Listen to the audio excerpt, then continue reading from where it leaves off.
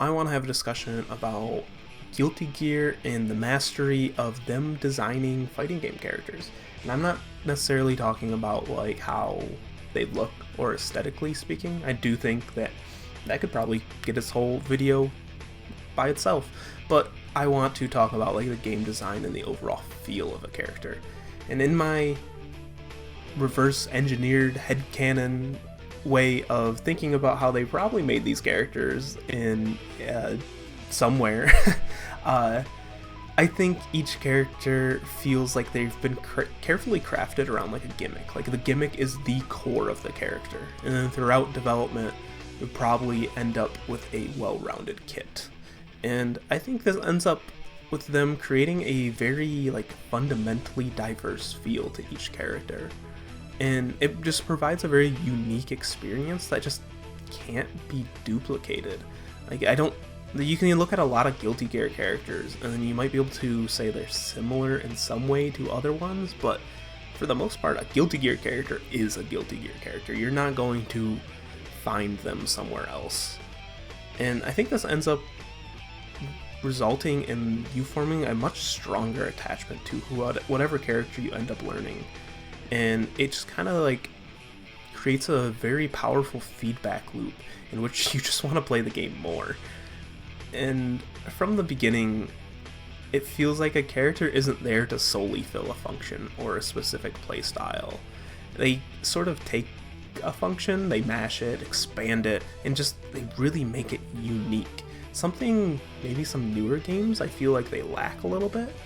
And I don't know if it's maybe because of like pursuit of simplicity and just making like the game overall more approachable. I don't know. Maybe it is a byproduct from that, but I'm not entirely sure. But I think there are some big positives that come from this sort of older design style. Because I think this really applies to like Guilty Gear Plus R and Guilty Gear Rev 2. I haven't put a lot of time in Strive, so I'm not entirely sure. Maybe someone can mention it in the comments if they feel like this was lost at all or if it's still very much there. I think it's very rewarding to stick with just one character and intimately understand the ins and outs of them. And because everyone on the roster is so unique, matchups feel so widely different. And Plus R specifically, I know characters have very deep kits. There's a lot of moves that might not see any use if you're fighting Amelia, but they're going to see a ton of use if you're fighting Potemkin or Justice or something like that. And it results in widely different feelings from match to match. And you can spend a lot of time in Plus R and I feel like every single match is just wildly, just very unique. But also, on the flip side, if you don't stick to one character, you spread out, learn multiple characters, it's almost like exploring a brand new game. In my case, I started Plus R learning Faust. Faust is a ton of fun. I'm really enjoying just his gameplay loop in general, but I've also kind of expanded out a little bit, and I've been learning Potemkin and Ava, and they are so much fun. They feel nothing like Faust. There's so much to learn. There's so many, like I've taken a bunch of notes, played a bunch of games, and it's almost like switching in between Faust, Pot, and Ava they're just brand new games. And that's something I don't feel like every fighting game does. I play a lot of MBAC, Melty Blood Actress Again Current Code if you're unfamiliar with it, and while I love the game, I do think a lot of characters can feel very samey. And if you look at a newer version of Melty Blood like Type Lumina, I think you can really feel that. And it's like a lot of characters, it's just normals into a launcher and aerials and an air throw, and they don't have as much of like a unique feel to them. And when that happens, you kind of just like, well, this character looks cool, this character looks cool, I'm just gonna pick the stronger of the two.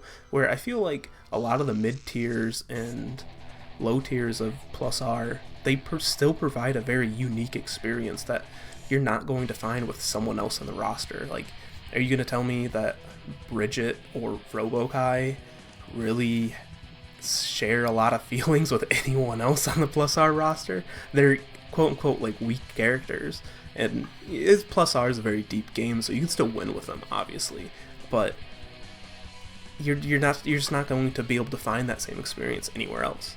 And I think that circles back to one of the reasons we just love fighting games. They reward you for understanding them on such a deep level, and there is a lot of depth to Plus R. And with all of this depth, you can really decide how you want to experience. You can commit all your time to one character, understand them on a very intimate level, or you can learn multiple and have widely different experiences in a familiar system.